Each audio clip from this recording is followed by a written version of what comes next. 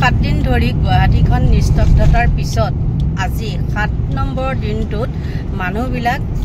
কিছুমান কৰ্মক্ষেত্ৰত ওলাই আহিছে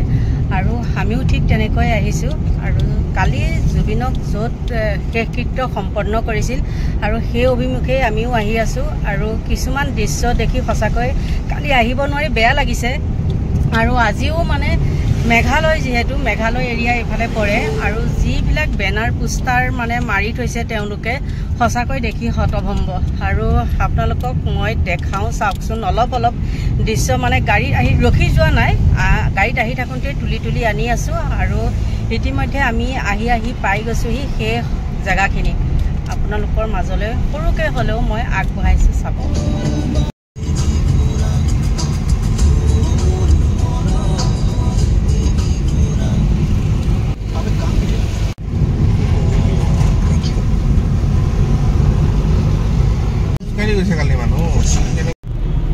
এইখিনি হ'ল মেঘালয় দৃশ্য লাগিব এনেকৈ মেঘালয়ৰ বেনাৰ লগাবৰ কাৰণে ওচৰ পাইছোহি আৰু এখন দুখনকৈ গাড়ী অহা যোৱা কৰিবলৈ লৈছে আজি 7 দিনৰ পিছত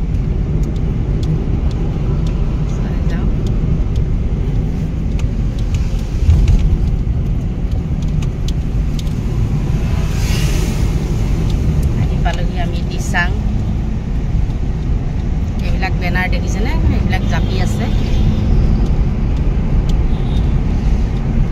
যেনিয়ে চাই তেনিয়ে বেনাৰ চাওক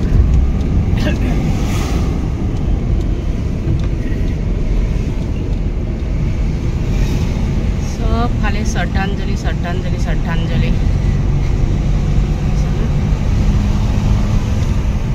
আজি 7 দিনেই হ'ল তথাপিও মানে মনে মানিব পৰা নাই যে তেওঁ আমাৰ মাজত নাই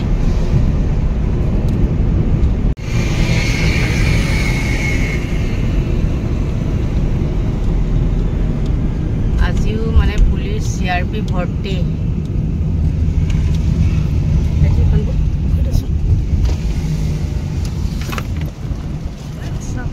ৰাম প্ৰভু কৃষ্ণ কৃষ্ণ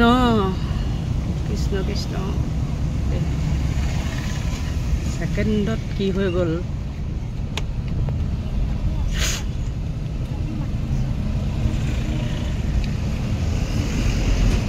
আজিও মানুহ চাওকচোন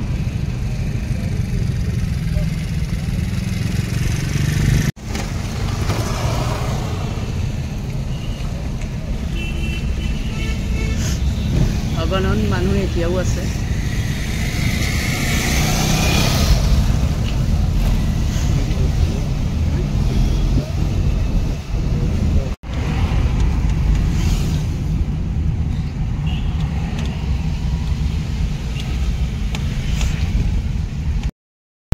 কালি যেহেতু মই আহিব পৰা নাছিলোঁ ভাবিছিলোঁ কালিলৈ মই যামেই যিহেতু তেতিয়া চাম আৰু হয়ও কালিতকৈ যেনিবা আজি মানুহ কম কিন্তু একদম আচৰিত দৃশ্য মানে দেখিলোঁ আৰু সেইদিনাখন মই লখৰাত মানে হেৰিত গৈছিলোঁ সৰুসজাইত গৈছিলোঁ আৰু তাত যাওঁতে মোৰ গা বহুত বেয়া লাগিছিল সেইটো কাৰণে মই অৱশ্যে কালি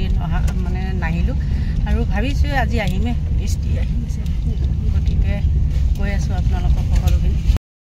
যি কি নহওক আহি পাই গ'লোহি মোৰ নিজৰ ঘৰ আৰু সঁচাকৈ বাটত আহোঁতে যিটো দৃশ্য দেখিলোঁ মনটো একদম সেমেকাই তুলিছে আৰু একো কথাই ক'বলৈ মোৰ মন যোৱা নাই গতিকে মই আপোনালোকৰ ওচৰত আৰু বিশেষ একো ক'ব নোৱাৰিম ছ'চিয়েল মাধ্যমত এটা সুন্দৰ ভিডিঅ' কোনে বনাইছে মই নাজানো সেইটো দেখি পেলাই মোৰ গা চা মানে একে বেয়া লাগি গৈছে এনেকুৱা ভিডিঅ'বিলাক কোনে বনাই নাজানো কিন্তু একদম বৰ সুন্দৰকৈ বনাইছে আৰু সেইটো কাৰণে আপোনালোকৰ মাজলৈ মই আগবঢ়াই দিছোঁ মানে কি মই কথা ক'বলৈ মোৰ একদম ইচ্ছা নাই সেইটো কাৰণে এই ভিডিঅ'টোকে দিছোঁ আৰু জানি মই আগবেলা মানে অলপ আগত যিটো ভিডিঅ' দিছোঁ মোৰ একদম অনিচ্ছাকৃতভাৱে দিছোঁ আৰু মই নিউজবিলাক বহুত চাওঁ আৰু বিশেষতে কষ্ট কাৰেণ্টৰ নিউজবিলাক চাওঁ আৰু সেইটো মই ভাবিছোঁ জানিবলগীয়া কথা কিছুমানে বহুতে নাজানে কি কাৰণে কি হ'ল কাৰ লগত থাকে কি হ'ল আমি কিছুমান মানুহক এনেই অযথা গালি পৰাপৰি কৰি থাকোঁ নহয় জানো সেইটো কাৰণে ক'লোঁ আৰু সদৌ শেষত কওঁ মই যিটো ভিডিঅ' দিছিলোঁ সেইটো